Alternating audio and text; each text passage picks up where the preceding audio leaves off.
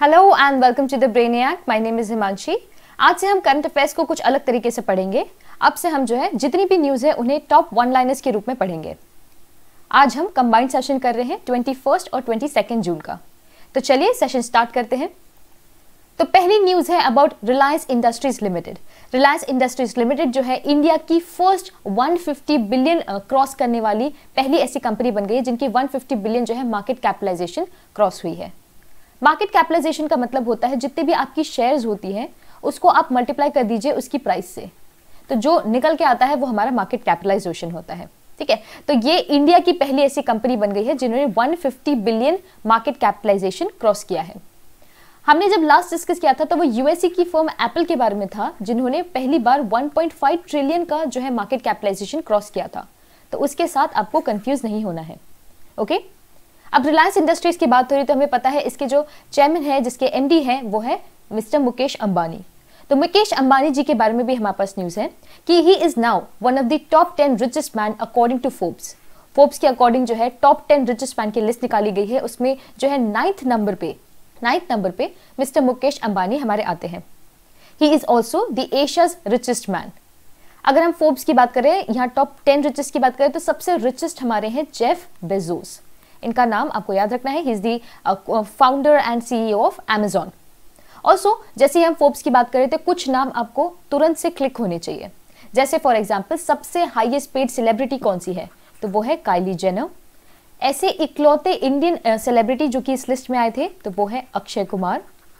Highest paid athlete की बात करें तो वो है Roger Federer. The only Indian athlete जो कि इस लिस्ट में आए थे तो वो है Virat Kohli. Also, the highest paid female athlete was Naomi Osaka. So these are all the names जो कि आपको याद आने चाहिए फोर्ब्स के नाम से ही। तो ये हमने देखा रिलायंस इंडस्ट्रीज और फिर हमने देखा मुकेश अंबानी जी के बारे में। अगली न्यूज हमारी है उर्जित पटेल जी के बारे में। मिस्टर उर्जित पटेल, हमें पता है कि ये जो है आरबीआई के गवर्नर रह चुके हैं।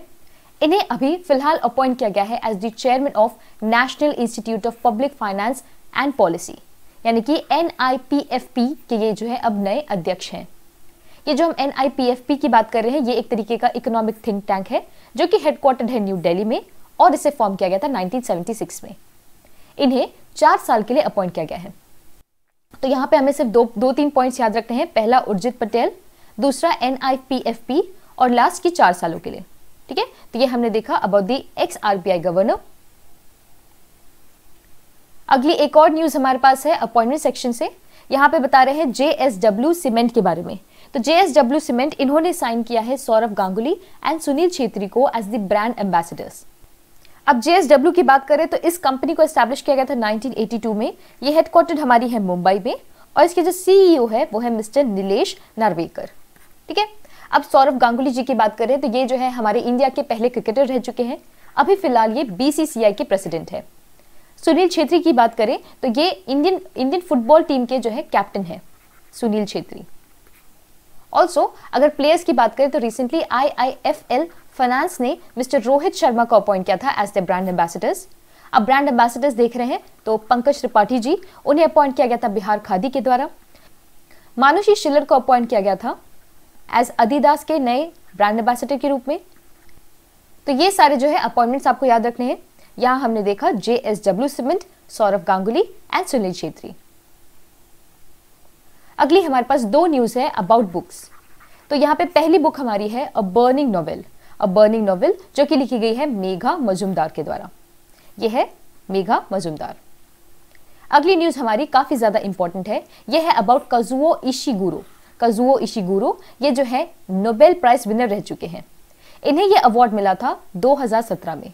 तो 2017 के बाद से अभी तक इन्होंने कोई भी नॉवेल रिलीज नहीं की थी।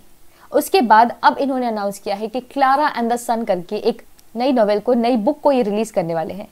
ये बुक रिलीज होगी अगले साल 2021 में। ओके, तो यहाँ पे हमने जो है 2 बुक्स को देखा। पहली थी अबाउट अ बर्निंग नॉवेल जो कि मेघा मजुमदार के द्वारा लिखी जाएगी। अगली है क्लारा एंड द सन जो कि लिखी जाएगी काजुओ इशिगुरो के द्वारा। अगली हमारे पास न्यूज है इंडियन रेलवेज के बारे में। तो इंडियन रेलवेज का जो सेंट्रल रेलवे जोन है इन्होंने इंस्टॉल किया है automated ticket checking and managing access machine, यानी कि ATMA इस मशीन को जो है डिप्लॉय किया गया है नागपुर स्टेशन में। यहाँ पे 2-3 पॉइंट्स हमारे पास इंपॉर्टेंट है कि ये जो मशीन है ये किसके द्वारा रिलीज की गई है, इंडियन रेलवेज। अगर जोन वाइज पूछ ले तो सेंट्रल रेलवे जोन। मशीन का नाम हो गया ATMA और कहाँ कौन से स्टेशन में, तो वो है नागपुर स्टेशन। इस तरीके की मशीन होगी। यहाँ पे आपसे जो है टिकट चेक की जाएगी या फिर और दूसरे तरीके के फीचर्स की जरूरत है, इंटरेक्शन वगैरह की, तो वो सब भी इस मशीन के थ्रू हो जाएगा।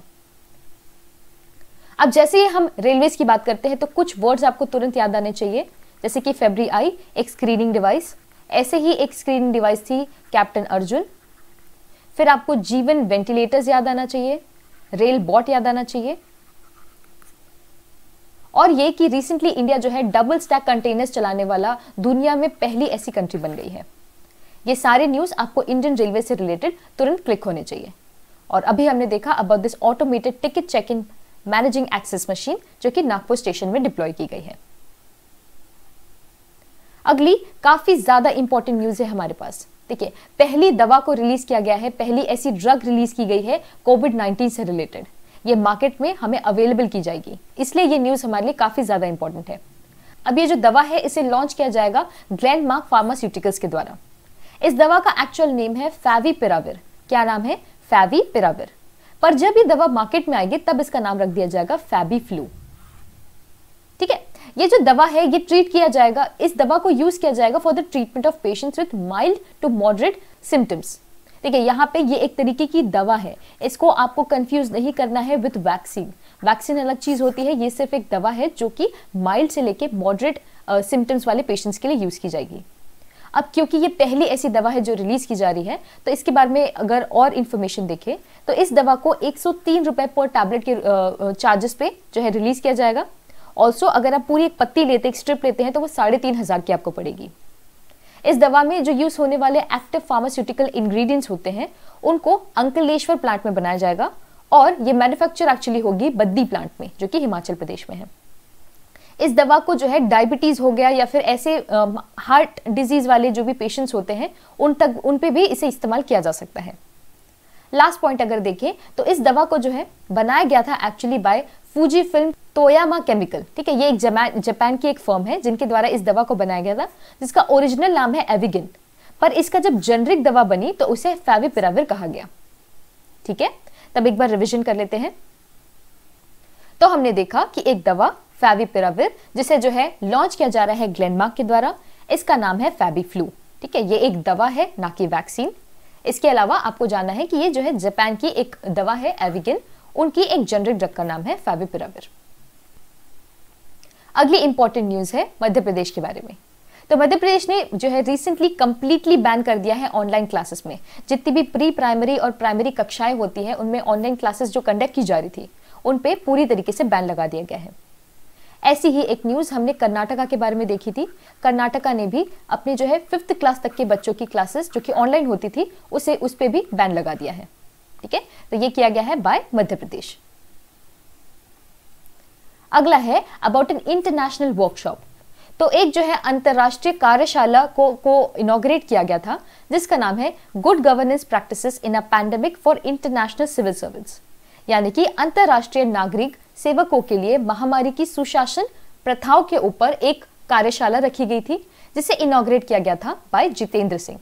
तो यहाँ पे आपको यही 2 पॉइंट्स याद रखने हैं। अगर थोड़ा डीप में पूछा जाए तो इसे किसके द्वारा ऑर्गेनाइज किया गया था? बाय ITEC, ministry of external affairs और department of administrative reforms and public grievances. तो इतना ही हमें जो है याद रखना है इस न्यूज से। नेक्स्ट हमारे पास है कर्नाटका बैंक के बारे में। तो कर्नाटका बैंक ने रिसेंटली लॉन्च किया है एक health insurance cover for covid patients. इस इंश्योरेंस कवर को इन्होंने लॉन्च किया है in association with universal Sompo. तो ये दोनों नाम आपको याद रखने हैं, कर्नाटका बैंक और यूनिवर्सल सोम्पो। इन दोनों ने मिलकर हेल्थ इंश्योरेंस लॉन्च किया है। कर्नाटका बैंक की बात करें तो ये हेडक्वार्टर हमारा है बेंगलुरु कर्नाटका में। ऑल्सो इसके जो CEO है वो है मिस्टर महाबलेश्वर MS, यानी कि MS महाबलेश्वर। ओके, तो ये हमने देखा कर्नाटका बैंक के बारे में। Next we have is a very important news. यहाँ पे हम देख रहे हैं एक तरीके का R&D पोर्टल यानी कि रिसर्च एंड डेवलपमेंट पोर्टल को लॉन्च किया गया है। ये पोर्टल होगा अबाउट माइनिंग एडवांसमेंट। ठीक है, तो इस पोर्टल का नाम है सत्यभामा। Very important, Satyabhama. सत्यभामा का पूरा फुल फॉर्म है science and technology Yojana for Aatmanirbhar Bharat in mining advancement. इस पोर्टल को जो है इनॉग्रेट किया गया था, लॉन्च किया गया था बाय प्रहलाद जोशी। मिस्टर प्रहलाद जोशी ये हमारे यूनियन मिनिस्टर हैं for coal mines and parliamentary affairs. तो इस पोर्टल का नाम आपको डेफिनेटली याद रखना है, जो कि है फॉर माइनिंग एडवांसमेंट। अब देखें कि इस पोर्टल को किसके द्वारा लॉन्च किया गया था, तो वो है national informatics centre. National informatics centre का जो माइंस डिवीजन है, उन्होंने इस पोर्टल को लॉन्च किया है। ओके, तो यहाँ हमको सिर्फ सत्यभामा याद रखना है, माइनिंग से रिलेटेड है ये याद रखना है, और प्रहलाद जोशी जी का नाम याद रखना है। अगला है हमारे पास अबाउट टाटा पावर। तो टाटा पावर जो है डेवलप करने वाला है 100 मेगावाट का सोलर प्रोजेक्ट इन महाराष्ट्र। कहाँ पे? महाराष्ट्र में 100 मेगावाट का solar project by Tata power. Next we have is vigilance squad. Vigilance squad जो है लॉन्च की जाएगी बाय बेंगलुरु गवर्नमेंट, या फिर बेंगलुरु की सिटी में इसे लॉन्च किया जाएगा। बेंगलुरु हमारा है कर्नाटका में। अब देख रहे हैं कर्नाटका में। अब विजिलेंस स्क्वाड क्या होती है? देखिए, जितने भी क्वारंटाइन ऐसे पेशेंट्स हैं उन पर नजर रखने के लिए इस तरीके की तथा दस्ते को लॉन्च किया गया है बाय बेंगलुरु। तो बस दो चीज याद रखिए, विजिलेंस स्क्वाड और Bengaluru. Next we have is great June uprising day. नाम है महान जून विद्रोह दिवस, जो कि मनाया जाता है मणिपुर के द्वारा। ठीक है, इस दिन को मनाया जाता है 18 जून को, और इस बार जो हम मना रहे हैं ये 19वां इसका जून अपराइजिंग डे है। इस दिन को एक्चुअली 2001 से मनाया जा रहा है, क्योंकि जब 2001 में एक तरीके की अपराइजिंग या फिर कुछ तरीके की फाइट सिचुएशन हुई थी वहां पे, तो जो भी इनका टेरिटोरियल एरिया है उसको प्रोटेक्ट करते हुए करीब 18 लोगों की जो है डेथ हो गई थी। तो उस चीजों को रिस्पेक्ट देते हुए ये मणिपुर की government great June uprising day मनाती है। इस दिन के अलावा आपको याद रखना है खोंगजोंग डे के बारे में। ठीक है, तो खोंगजोंग डे भी मणिपुर की गवर्नमेंट ही मनाती है। अगला इज अबाउट विद्याबेन शाह। विद्याबेन शाह जो है ये एक सोशल वर्कर है, और इन्हें जो है नेशनल अवार्ड भी मिल चुका है। इन्हें 1992 में पद्मश्री भी दिया गया था। तो इनका जो है रिसेंटली निधन हो गया है, इसलिए हमारे लिए ये न्यूज इंपॉर्टेंट है। अगली ऑब्ituary रिलेटेड न्यूज है about BPR Vitthal. Mister BPR Vitthal जो है ये काफी फेमस एक जो है इकोनॉमिस्ट रह चुके हैं। ये एक आईएएस ऑफिसर थे ऑफ द 1950 बैच। तो दो हमने यहाँ पे ऑब्ituaries देखी अबाउट विद्याबेन शाह, एंड हमने देखा अबाउट बीपीआर विट्ठल। अगली हमारे पास न्यूज है आरबीआई से रिलेटेड। तो आरबीआई ने जो है अपना रेस्ट्रिक्शन को फिर से एक्सटेंड कर दिया है पंजाब एंड महाराष्ट्र बैंक पे। पंजाब एंड महाराष्ट्र बैंक यानी कि पीएमसी, इस पे 6 महीने के लिए फिर से रेस्ट्रिक्शंस एक्सटेंड कर दिए गए हैं। पीएमसी के बारे में आपने सुना होगा, 2019 से इन पे जो है रेस्ट्रिक्शंस लगाए गए थे। अभी इन पे फिर से एक सेकेंड राउंड ऑफ एक्सटेंशन लगाए गए हैं। पर जब ये एक्सटेंशन इस बार का है, तो विड्रॉल लिमिट जो भी इनके कस्टमर्स हैं, इन पे विड्रॉल लिमिट लगाई गई थी, उस लिमिट को इंक्रीज करके 1 लाख कर दिया गया है। पीएमसी की बात करें तो ये एक तरीके की कोऑपरेटिव बैंक है, जो कि 1983 में बनाई गई थी, और इसका हेडक्वार्टर है मुंबई में। 1983 नहीं, 1984 है ये। ठीक है, तो यहाँ हमने देखा पीएमसी बैंक के बारे में। Next we have is about IIT Mandi. तो आईआईटी मंडी ने क्या किया है, इन्होंने डेवलप किया है एक herbal infusion technology. Herbal infusion यानी कि एक तरीके का हर्बल जल सेक तकनीक जो है इन्होंने विकसित की है, जिससे काफी ज्यादा हेल्प होगी। यहाँ पे जितने भी लोकल मार्जिनल फार्मर्स हैं उनको हेल्प मिलेगी। आईआईटी मंडी हमारी कहाँ है? ये सिचुएटेड है हिमाचल प्रदेश में। जैसे हम आईआईटी मंडी की बात करें तो दो नाम आपको याद आने चाहिए। एक है मैग्नेटिक रैम, इन्होंने डेवलप किया था मैग्नेटिक रैम। इसके अलावा इन्होंने एक जो है टेक्नोलॉजी डेवलप की थी जिसमें प्लास्टिक से ये मास्क बना सकते हैं। ठीक है, तो इस वजह से आईआईटी मंडी भी न्यूज में रह चुका है। अगली है about housing and urban affairs ministry. तो housing and urban affairs ministry, इन्होंने एक तरीके का एमओयू यानी कि समझौता ज्ञापन किया है सिडबी के साथ।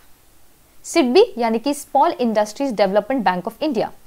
तो इनके साथ जो है एमओयू साइन करने का मतलब ये है कि सिडबी अब बनेगा implementation agency for the prime ministers street vendors Atmanirbhar Nidhi योजना। पीएम स्वनिधि योजना आपको याद होगी। तो जितने भी हमारे वेंडर्स हैं, स्ट्रीट वेंडर्स हैं, उन तक वर्किंग कैपिटल देने का जो है स्कीम लॉन्च की गई थी, और इस स्कीम के अंदर अब जो है इसकी इंप्लीमेंटिंग एजेंसी होगी सिडबी।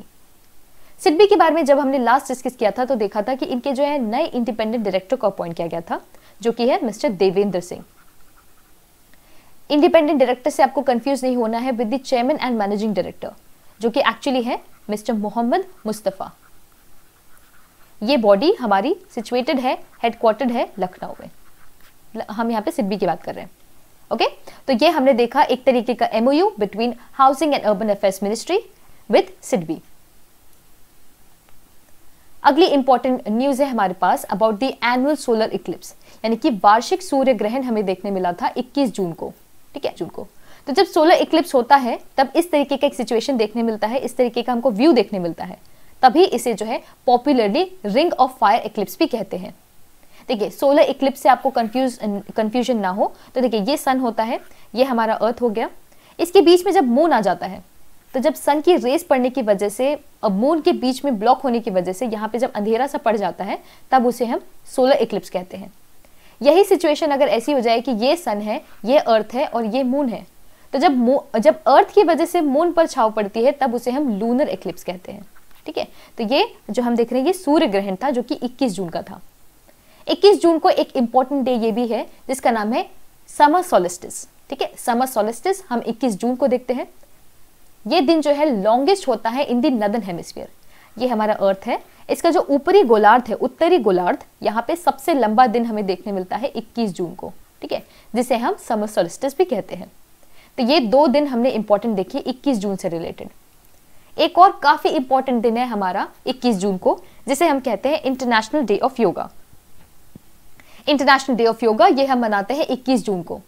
इसे यूनाइटेड नेशंस के द्वारा अडॉप्ट किया गया था 2015 में। ठीक है, तो तब से लेके हम इस दिन को मना रहे हैं और ये एक इनिशिएटिव था इंडिया का ही, इसलिए हमारे लिए ये दिन और भी ज्यादा खास हो जाता है। इस साल की इसकी थीम है yoga for health, yoga at home. Very important, ये थीम हमको याद रखनी है। ठीक है, तो दो नहीं बल्कि 3 इंपॉर्टेंट दिन देखे हमने 21 जून के।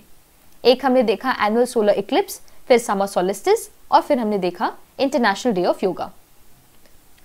अगला हमारा इंपॉर्टेंट डे है वर्ल्ड सिकल सेल डे के बारे में, जो कि हम मनाते हैं, ऑब्जर्व करते हैं 19 जून को। इस दिन को पहली बार अडॉप्ट किया गया था 2008 में बाय द UNGA। अब सिकल सेल की बात करें तो ये जो है हमारे रेड ब्लड सेल्स यानी कि RBCs में किसी तरीके का डिसऑर्डर क्रिएट कर देते हैं। तो इस चीज के बारे में अवेयरनेस फैलाने के लिए, इसके ट्रीटमेंट के बारे में अवेयरनेस फैलाने के लिए हम वर्ल्ड सिकल सेल डे मनाते हैं 19 जून को। अगला हमारा इंपॉर्टेंट डे है national reading day. National reading day जो कि 19 जून को मनाया जाता है। इस दिन को मनाया जाता है to honour the father of library movement, जो कि है लेट मिस्टर PN पानीकर। तो इनको जो है हम ऑनर करते हुए 19 जून को नेशनल रीडिंग डे मनाते हैं। 19 जून को 2 दिन हमने देख लिए, पहला था वर्ल्ड सिकल सेल डे, फिर अगला हमने देखा नेशनल रीडिंग डे। अगला हमारा दिन है 20 जून का। तो 20 जून को हम देखते हैं वर्ल्ड रेफ्यूजी डे। ठीक है, रेफ्यूजीज हम उन्हें कहते हैं जो कि डिस्प्लेस्ड लोग होते हैं, अपनी खुद की टेरिटरी में वो वहां नहीं रहते हैं बल्कि किसी और टेरिटरी में जाके उन्हें कंपल्सरीली रहना पड़ता है। अब वो रीजंस कुछ भी हो सकते हैं, नेचुरल रीजंस हो जाते हैं, क्लाइमेट की वजह से रीजंस हो सकते हैं, या फिर वहां पे उनकी टेरिटरी में किसी तरीके के क्लैशेस चल रहे हैं, वो भी रीजंस हो सकते हैं। मेन ये है कि वो जो है डिस्प्लेस्ड लोग होते हैं। यहाँ पे अगर हम एक एग्जाम्पल देखें तो रोहिंग्या मुस्लिम्स, अगर आपको याद हो, रोहिंग्या मुस्लिम्स ये म्यांमार से डिस्प्लेस्ड लोग हैं जो कि हमारे इंडिया में रह रहे हैं, तो ये भी एक तरीके की रेफ्यूजीज हैं। इस साल की जो इसकी थीम है वो है एवरी एक्शन काउंट्स। तो 20 June world refugee day, every action counts. तो इस दिन के साथ आज का हमारा सेशन यही खत्म होता है। लास्ट मैंने आपसे क्वेश्चन पूछा था कि इंडिया का रैंक क्या है इन दी सिप्री रिपोर्ट। तो सिप्री रिपोर्ट में इंडिया का रैंक है 6th। इसमें सबसे ज्यादा जो है न्यूक्लियर वॉरहेड्स है विद रशिया। इंडिया के पास करीब 150 वॉरहेड्स हैं, न्यूक्लियर वॉरहेड्स की हम बात कर रहे हैं। ठीक है, तो यही चीज रिपोर्ट की जाती है सिप्री के द्वारा। अब आज का आपका सवाल है कि where is Chilika lake situated. ये काफी इंपॉर्टेंट एक लेक है, आपको पता होना चाहिए कि ये किस स्टेट में बिलोंग करती है। So do let me know in the comment section below. So with that, it's a wrap for this session. I really hope you enjoyed today's session, and if you did, please let me know in the comment section below. Also, don't forget to give it a like, share and subscribe, and I shall see you in the next one.